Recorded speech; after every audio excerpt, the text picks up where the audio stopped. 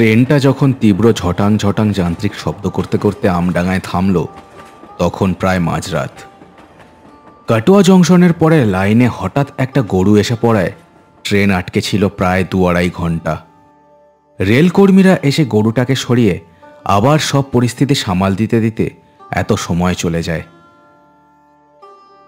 Train থেকে নেমে প্ল্যাটফর্মের বাইরের দিকে যেতে যেতে এই সব কথাই আলোচনা করছিল রবি আর কনক। দুজনেই কলকাতায় একটা জুতোর কারখানায় কাজ করে। প্রত্যেক শনিবার তারা বাড়ি ফেরে, আজও তাই ফিরছে। সে তুই যাই বলিস, কত বড় গরু ট্রেনে ধাক্কা খেলো, ব্যাপারটা খুবই খারাপ। বাপরে, চারিদিকে যা রক্ত, দেখলেও গা শিউরে ওঠে। হ্যাঁ, কথাটা ঠিক। লোকজন যে কেমন তা আমি বুঝি না। অত বড় একটা গরুকে কেউ দুম করে গোয়ালের বাইরে বের করে এত রাতের বেলায়, বল দেখি? গোয়ালে ফেরতই যায়নি হয়তো। নির্ঘাত বেটা বেশি ঘাসের লোভে সন্ধ্যেবেলার দিকে ওই দল থেকে পালিয়ে ট্রেন লাইনে ঘুরছিল। দুজনেরই ছোকরা বয়স, পড়াশোনা হলো না বলে বাড়ি থেকে কাজে কর্মে ঢুকিয়ে দিয়েছিল। সেই থেকেই এই নিয়ম করে যাতায়াত করছে দুজনে। গরু নিয়ে এমন গুরুতর আলোচনা করতে করতে দুজনে এসে দাঁড়ালো স্টেশনের বাইরে। সময়টা শীতের শুরু হলেও এইসব আধা শহর মানে মফস্বল এলাকায় এখনই বেশ গাঢ় কুয়াশার পর্দা জমে আছে চারিদিকে। এই মেরেছে ভাই, রাস্তা যে একেবারে শুনশান। রাত 12টা বাজতে আর 5 মিনিট বাকি, তাতেই কি অবস্থা রে! শহরে বাস করে কলকাতার বাবু হয়ে গেছিস দেখছি। রাত 12টায় আমডাঙায় তোর দাদু ভ্যান নিয়ে দাঁড়িয়ে থাকবে নাকি? সে তোর কলকাতায় এখন সবে সন্ধে, কিন্তু এখানে তো... থাম দেখি, এবার বাড়ি যাবি কি করে সেটা ভাব। প্রায় 12 মাইল রাস্তা, আমি হেঁটে যাব না। এমনিতেই ট্রেনে আমি তোর অনেক পরে বসার জায়গা পেয়েছিলাম। তবে আর কি, আমার কোলে ওঠো, যত সব। চল ওদিকে দেখি, আলাপনদার দোকানের সামনে অনেক সময় রাতুল ভ্যান নিয়ে মদটদ টেনে বসে থাকে। চল দেখি তো আছে কিনা। রবির কথায় কনক সায় দিয়ে চলল স্টেশনের পাশের ভ্যান স্ট্যান্ডের দিকে। রাতুল লোকটা পাগল ছাগল গোছের, ভ্যান চালায় আর মদ খায়। এত রাতে যদিও ওই রাতুলটাই ভরসা। চারিদিকে কোনো জনমানুষ তো কোন ছাড়, রাস্তায় একটা কুকুরও নেই। দোকানগুলোর ঝাঁপ সব বন্ধ। রাস্তার ওপর ফেরিওয়ালার গাড়িগুলো থমকে আছে। দেখে মনে হয় মন্ত্র বলে সবাই যেন কোথাও অদৃশ্য হয়ে গেছে। কনক আর রবি হাঁটতে হাঁটতে এসে থমকে দাঁড়ালো আলাপনের দোকানের সামনে। অবাক কাণ্ড, এত রাতেও দোকানের ঝাঁপ খোলা। আলাপন তার দোকানে চা আর লটারি দুটোই একসাথে বেচে। এত রাতে এই ব্যাটা দোকান খুলে রেখেছে কেন? স্ক্রু ঢিলে হয়ে গেল নাকি এর? দাঁড়া দেখি। ও আলাপনদা, আলাপনদা, ও আলাপনদা। ওখানে দাঁড়িয়ে চেঁচাচ্ছিস কেন? কি বলবি এদিকে এসে বল। ওরা দুজন এগিয়ে যায় দোকানের দিকে। আলাপন নিজের দোকানের মধ্যে বসে গা থেকে কাদা ঝাড়ছে বারবার। দুজন দোকানের সামনে দাঁড়িয়ে আরও অবাক হলো ব্যাপারটা দেখে। আলাপন লোকটা খুবই শৌখিন, কিন্তু এখন যেন তার সারা দেহে কাদা লেগে, আর সে সেই কাদা মোছার চেষ্টা করছে বারবার, কিন্তু কাদা ঝরছে না। এ কি অবস্থা তোমার আলাপনদা? এই এত কাদা তোমার গায়ে, কি ব্যাপার বলো তো? আর এত রাতে দোকান খুলে রেখেছো কেন? কিছু হয়েছে নাকি এখানে? কি হবে? না না, এর আবার কি? এটা কাদা না, এটা অন্য কিছু। তা তোরা এত রাতে এখানে কি ব্যাপার? ট্রেন ফেল করলো, এবার বাড়ি যাব কি করে কে জানে। রাস্তা তো একেবারে গড়ের মাঠ দেখছি, না রিক্সা ভ্যান কিছুই তো চোখে পড়ছে না। আগের সপ্তাহতেও যখন এখান থেকে গেলাম দিব্যি জমজমাট ছিল। এক সপ্তাহের মধ্যে কি হলো বলো তো? আলাপন এ কথায় কেমন উদাস ভঙ্গিতে তাকালো বাইরের কুয়াশার দিকে। ডান হাত দিয়ে তখনও সে কাদা ঝাড়ছে বারবার। আর কি হবে, যা হবার তাই হয়েছে। যাকে তোরা হাঁটা দে, জোয়ান মরদ তোরা। এটুকু রাস্তা যেতে এমন কি আর কষ্ট হবে তোদের? যা, বেশ ঠান্ডা ঠান্ডা আছে, কষ্টও হবে না। বেরিয়ে পড়। এতটা রাস্তা হেঁটে যেতে হবে? বাপরে, ঠিক আছে, আর কি করা যাবে। তা তুমি সারা রাত এরকম দোকান খুলে বসে থাকবে নাকি? কি আশ্চর্য। আলাপন লোকটা আবার উদাস চোখে বাইরের দিকে দেখল, তারপর কেমন ভাষা ভাষা স্বরে ওদের বলল, হ্যাঁ, আর কি করা যাবে, আমার আর অন্য উপায় নেই রে। যাকে শোন, রাস্তায় যদি কেউ ডাকে থামিস না যেন, একেবারে ওই ঠিক ঘোড়ার মতন সোজা হাঁটা দে, বুঝলি? যা, দেরি করিস না আর, যা যা। আলাপনের গলায় বেশ কড়া সুর। রবি আর কনক দাঁড়ালো না সেখানে। দুজনে একবার রাস্তার দিকে দেখে হাঁটা শুরু করলো। আমডাঙ্গা মফস্বল এলাকা বলে বাড়িঘর সব ছাড়া ছাড়া দূরে দূরে, মাঝে মাঠ আর একটু ঝোপঝাড় জঙ্গলে এলাকা। তবে হঠাৎ হঠাৎ গজিয়ে ওঠা রাস্তার ধারের মাচা গোছেরও কিছু আছে এদিক ওদিক। রবি আর কনক হাতের ফোনের আলো জেলে হাঁটছিল। তাদের প্রায় 2.5 ঘন্টা ধরে হাঁটতে হবে। ওদের বাড়ি আমডাঙ্গার বামুনপাড়ায়। দিনের বেলায় এই এলাকা সবুজে ঝকঝক করলেও এখন এই কুয়াশায় জায়গাটাকে দেখে মনে হচ্ছে ঠিক যেন কোনো ভৌতিক সিনেমার সেট। এই কেসটা কি বলতো? আলাপনদার গায়ে অত গাদা এলো কোথা থেকে? আগের সপ্তাহেও তো দেখলাম লোকটা দিব্যি ছিল। কি জানি ভাই, করে তো ওই লটারির ব্যবসা, মাথাটা গেছে মনে হয়। নইলে এত রাতে যেখানে স্টেশনে কুকুর পর্যন্ত নেই, কেউ অমন দোকান খুলে রাখতে যাবে কেন? তা ঠিক। আচ্ছা, ফ্যান স্ট্যান্ডে রাতুলকেও তো দেখলাম না। বেটা মাতালটা গেল কোথায়? দেখ, কোথাও গিয়ে মদ গিলে পড়ে আছে হয়তো। কনকের কথাটা শেষ হতে পারে না। দূর থেকে ভ্যানের প্যাডেলের অদ্ভুত ক্যাঁচ ক্যাঁচ শব্দটা শুনতে পেল দুজনে। কনক আর রবি দাঁড়িয়ে হাতের আলোটা তুলে পেরিয়ে আসা পথের দিকে তাকিয়ে রইল। এই শব্দটা শুনলি? ভ্যান না রিক্সার আওয়াজ মনে হলো না? হ্যাঁ, কি হচ্ছে বলতো আজ? এত রাতে কোন পাগল ছাগল ভ্যান নিয়ে বেরিয়েছে এই কুয়াশার মধ্যে?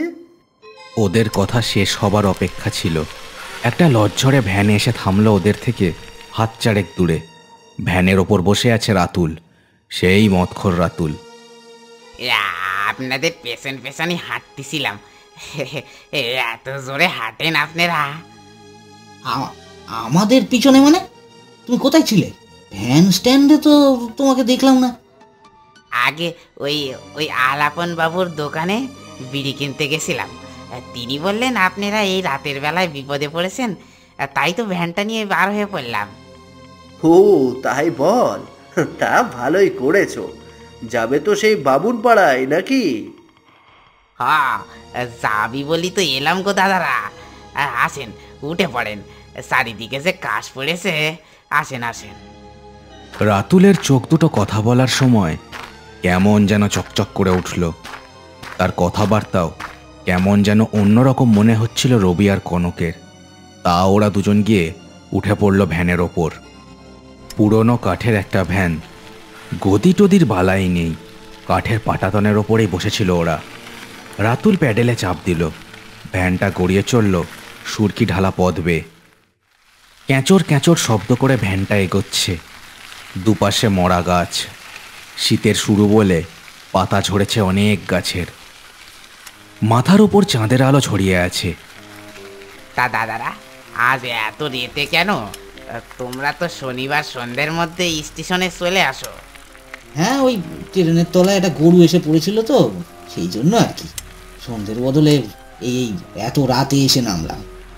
ও তা ভালো, ভাগ্যিস তোমরা এসেছিলে, নইলে আজ আমার রাতের খোরাকটা কোথা থেকে পেতেম বলেন দেখি। কনক যেন চমকে ওঠে তার কথায়। রাতুলের গলায় কেমন একটা ভয়ানক সুর, গাটা শিরশিরিয়ে ওঠে তার। মানে কি যে বলছো, কিছুই তো বুঝতে পারছি না। কিসের খোলা? বুঝতে পারতেছেন না? বুঝতে পারবেন, দাঁড়ান আগে গলাটা ভিজিয়ে নি। এ কথা বলে রাতুল ভ্যানে প্যাডেল করতে করতেই একটা বোতল বের করলো তার লুঙ্গির গেঁজে থেকে। টকটকে লাল বোতলটার তরলটা। তারপর ঢক ঢক করে গলায় ঢালতে লাগলো সেই তরলটা। একটা আজব ধাতব গন্ধ নাকে এলো রবি আর কনকের। হ্যাঁ, এই মদ খাচ্ছ নাকি ভ্যান টানতে টানতে? আরে এই রাতুল, মদ খাচ্ছ? থামো, থামো থামো বলছি। মুখ থেকে বোতলটা নামালো রাতুল। তার দু কষ বেয়ে লাল নামছে, গাঢ় লাল। মদ কি এত লাল হয়? আরে আরে, এক্ষুনি তো ভ্যান ট্যান সমেত গিয়ে পড়বে পাশের মাঠে। চালাবে এমন ভ্যান চালাতে চালাতে কেউ মদ খায়? থামা বলছি, থামা। এই থামা তোর ভ্যান। রাতুল কোনো কথা বলল না। বোতলটা আবার লুঙ্গির গেঁজেতে পুড়ে ফেলল। তারপর কাটা কাটা স্বরে ওদের বলল, এটা মদ নয় গো দাদারা, এটা হলো সুধা। খেয়ে দেখবে না কি গো একটু তোমরা? না না না না, রুকে করবো। আমাদের আমাদের নামিয়ে দাও। আমরা আমরা আমরা আমরা হেঁটে হেঁটে চলে যাবো। হ্যাঁ হ্যাঁ, থামা বলছি, থামা। আমরা তোর ভ্যানে যাব না, সালা মাতাল। থামা গাড়িটা, থামা ভ্যানটা, থামা। না, এই ভ্যান এখন আর থামবে না। তার থেকে চলুন আপনাদের একটা জিনিস দেখাই, মজা পাবেন। ভ্যানটা এমনিই স্বাভাবিকের থেকে জোরে চলছিল, এবার আরও দ্রুত হলো তার গতি। দুপাশের মাঠ আর গাছগুলো হু হু করে বেরিয়ে যেতে লাগলো। রবি আর কনক দু হাতে ভ্যানের কাঠের পাটাতন চেপে ধরে বসে রইল। কোথায় গিয়ে যে এই ভ্যানের গতি থামবে তা কে জানে। বেশ কিছুটা যাওয়ার পর ভ্যানটা হঠাৎ সুরকি ঢালা পথ ছেড়ে ঝপ করে নেমে পড়ল একটা ঝোপঝাড় ভরা মাঠের মধ্যে। রবি আর কনক প্রায় পড়েই যাচ্ছিল ভ্যান থেকে। একটা পচা ডোবার পাশ দিয়ে ভ্যানটা চলল আমডাঙার একমাত্র ইট ভাটার দিকে। ইট ভাটাটা বহুকাল আগে বন্ধ হয়ে গেলেও তার চিমনিটা এখনো আকাশের দিকে মুখ তুলে দাঁড়িয়ে আছে। ভাটার সামনে এসে রাতুল ভ্যানটা থামালো। উন্মত্ত পাগলের মতো চোখ মুখের অবস্থা তখন তার। নামগো দাদা বাবুরা, খুব বেশি দূরে নয়, ওই সামনে অবধি যেতে হবে তোমাদের। তারপর তোমাদের বাড়ি আমি তোমাদের ছেড়ে দিয়ে আসবো। আর চলো চলো বলছি। রাতুলের গলার স্বরে এমন কিছু ছিল, রবি আর কনক ভয়ে ভয়ে ভ্যান থেকে নেমে গেল। এরপর তিনজন চলল ভাঙা ইট ভাটার দিকে। মাটির বিশাল বিশাল স্তূপ চারিদিকে ভাটাটার। একটা দুটো মজুরের বাড়ি ভেঙে পড়ে আছে ভাটার এদিক ওদিক। কারোর হাতে তাদের আলো নেই, চাঁদের আলোয় ভরসা। হাঁটতে হাঁটতে ইট ভাটার সামনে এসে থমকে গেল রাতুল। তার লম্বা ছায়াটা দেখে মনে হচ্ছে ঠিক যেন একটা কালো দরজা, অন্য জগতের দরজা। দেখো, ওই ওই ভাটার মতো মুখটা খুব ভালো করে দেখো, কি দেখতে পাচ্ছ? রবি আর কনক ভালো করে দেখল। কিছু বুঝতে না পেরে রবি তার হাতের ফোনটা তুলে আলোটা জেলে ধরল। আলোটা ভাঙা ভাটার মুখে পড়তেই ওরা দেখল একটা দেহ, মাথাহীন একটা দেহ ভাট্টার মুখে কয়লা মেখে পড়ে আছে। আর তার চারপাশে বেশ কয়েকটা মদের বোতলও পড়ে আছে, সবকটায় একটু আধটু লাল তরল ভরা।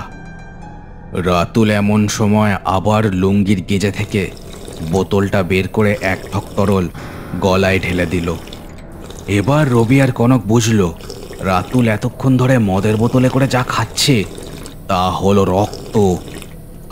কনক, কনক পালা পালা। রবির চিৎকারে কনকের সম্বিত ফিরল। ওরা দুজন পিছন ফিরে দৌড়তে শুরু করলো। চারিদিকে ভাঙা ইটের স্তূপ, তার মাঝখান দিয়ে দুজনে দৌড়ে চলেছে। রবির হাতের আলোটা অনেকক্ষণ নিভে গেছে। কনক দৌড়তে দৌড়তে ঘাড় ঘুরিয়ে পেছনে দেখল, কারণ ততক্ষণে একটা কিছুর ছুটে আসার শব্দ শুরু হয়েছে। ওরা দেখল রাতুল ভ্যান আলা চার হাত পায়ে ঠিক একটা পিশাচের মতো দৌড়ে আসছে। তার দু চোখে তীব্র কালো আলোর ছটা, মুখে ঠিক যেন বুনো কুকুরের মতো দাঁতের শাড়ি। দুজনে প্রাণপণে দৌড়তে দৌড়তে বেরিয়ে এলো ইটভাটা থেকে। ওরা অবাক হয়ে দেখল রাতুলের ভ্যানটা যেখানে ছিল সে জায়গাটা এখন খালি। ওরা না থেমে দৌড়ে চলল একভাবে। পচা ডোবাটার পাশ দিয়ে দৌড়তে দৌড়তে প্রায় অনেকটাই চলে এসেছিল ওরা। হঠাৎ কনক পায়ে হোঁচট খেয়ে ঝপাত করে পড়ল মাঠের ওপর। আরে আরে, শুয়ে গড়াগড়ি খাচ্ছিস কেন? ওঠ ওঠ ওঠ ওঠ, পালাতে হবে, নইলে নইলে নইলে ওই মদখোর ভূতটা আমাদের ছিঁড়ে খাবে। কনক কোনো রকমে উঠতে গিয়ে আবার একটা দৃশ্য দেখে একেবারে আঁতকে উঠল। ও ও ও, রবি, ওই দেখ, ওই যে ডোবার কাদার দিকে দেখ দেখ। রবি এ কথায় পচা ডোবার কাদার দিকে দেখল। কাদার মধ্যে একটা ভ্যানের চাকা কিছুটা উঠে আছে, আর কাদার ওপর একটুখানি জেগে আছে দুটো পা। পচে গলে পড়ছে পা দুটো। একটা পায়ের আঙুলে ঝুলে আছে নীল একটা চপ্পল। চপ্পলটা দেখে ওরা বুঝল পা দুটো রাতুলের। এমন সময় একটা হাওয়ার ঝাপটার মধ্যে এসে হাজির হলো রাতুল। সারা দেহে তার পচন ধরেছে। তাকে দেখে প্রাণ পাখি প্রায় উড়ে যাওয়ার মতো হলো ওদের দুজনের। কি দেখতে পেয়েছিস তবে? আগের মঙ্গলবার মদ খেয়ে এই রাস্তা দিয়ে যাচ্ছিলাম, ভ্যানের ব্রেক ফেল করলো আর মদের ঘরে সোজা গিয়ে পড়লাম ওই কাদার মধ্যে। আমাদের ছেড়ে দাও, আমাদের ছেড়ে দাও, বাঁচাও বাঁচাও, এই কে আছো, বাঁচাও। না না, তোদের ছাড়লে চলবে না। মরার পর আমার মদের নেশা ছুটি গেলেও নতুন নেশা ধরেছে আমার। রক্তের নেশা, রক্তের নেশা। কাল একটা শিকার করেছিলাম, আজ তোদের শিকার করব। রাতুল কথাটা বলে বিশাল একটা হাঁ করে ঝাঁপ দিয়ে এলো ওদের দিকে। হঠাৎ একটা মোটা গাছের ডালের এক ঘা এসে পড়লো রাতুলের ঠিক মাথায়। প্রেতখানা ছিটকে গিয়ে পড়লো ডোবার একদিকে। রবি আর কনক অবাক হয়ে দেখল হাতে একটা মোটা গাছের ডাল নিয়ে দাঁড়িয়ে আছে আলাপন। আলাপনকে হঠাৎ ওখানে ওভাবে দেখে রাতুলও খুব অবাক হয়েছে। সে দাঁত মুখ খিচিয়ে উঠে দাঁড়ালো।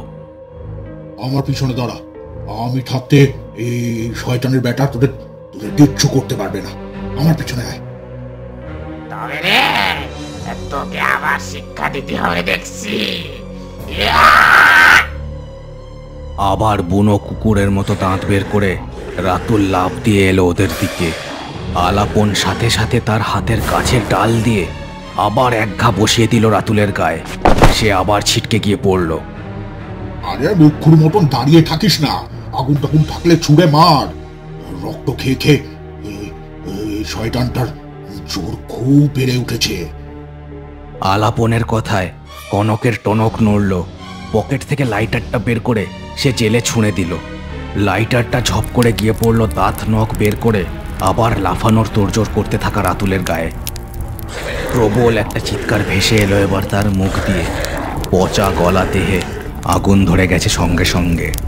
আগুনেরও লকলকে শিখা গিলে ফেলল রাতুলকে। পুড়ে ছাই হয়ে বাতাসে মিশে গেল রাতুলের ভয়ানক প্রেত মূর্তিটা।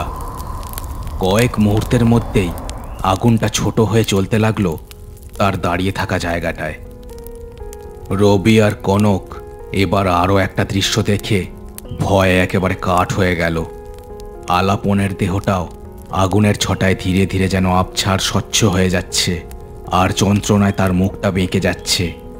আলাপন্দা, আলাপন্দা, কি এ কি হচ্ছে? হ্যাঁ, কি হচ্ছে সব? আলাপন্দা, ও আলাপন্দা, কি হচ্ছে? হ্যাঁ, কি হচ্ছে সব? কাল তোদের মতন আমি ওই রাতুলের ভ্যানে উঠেছিলাম। ও একটা যে কবে মুড়ে ভূত হয়েছে তা কি আর আমি জানতাম। আমার মাথা ছিঁড়ে আমার সব রক্ত খেয়ে আবার আজ শিকারে বেরিয়েছিল। তাই তো আমি তোদের সাবধান করেছিলাম রে, আমার কথা শুনলে এই বিপদে পড়তিস না। যাকে শোন, আমার দেহটা ইট ভাটা থেকে উদ্ধার করে সরকারের ব্যবস্থা করিস, বুঝলি? ওখানেই ছাইয়ের গাদায় আমার মাথাটাও পেয়ে যাবি। আজ তবে চলে গে, চলে। শেষ কথাটা বলতে বলতে আলাপন বাতাসে মিশে গেল। ফাঁকা মাঠে কুয়াশার মধ্যে ওরা দুজন দাঁড়িয়ে থাকলো শুধুমাত্র।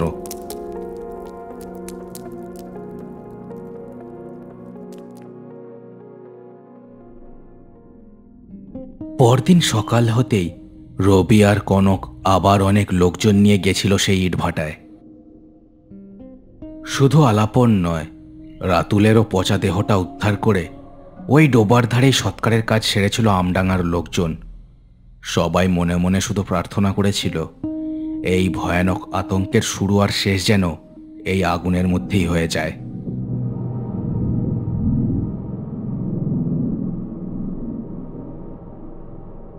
শেষ হলো কার্টুনস অ্যানিমেশনসের আজকের গল্প। আজকের গল্পটা কেমন লাগলো সেটা আমাকে কমেন্ট করে জানাতে ভুলো না। চ্যানেলটাকে সবাই সাবস্ক্রাইব করে দিও আর গল্পটাকে শেয়ার করে দিও তোমার বন্ধুদের সাথে। দেখা হচ্ছে ওর পরের ভিডিওতে। সবাই খুব ভালো থেকো।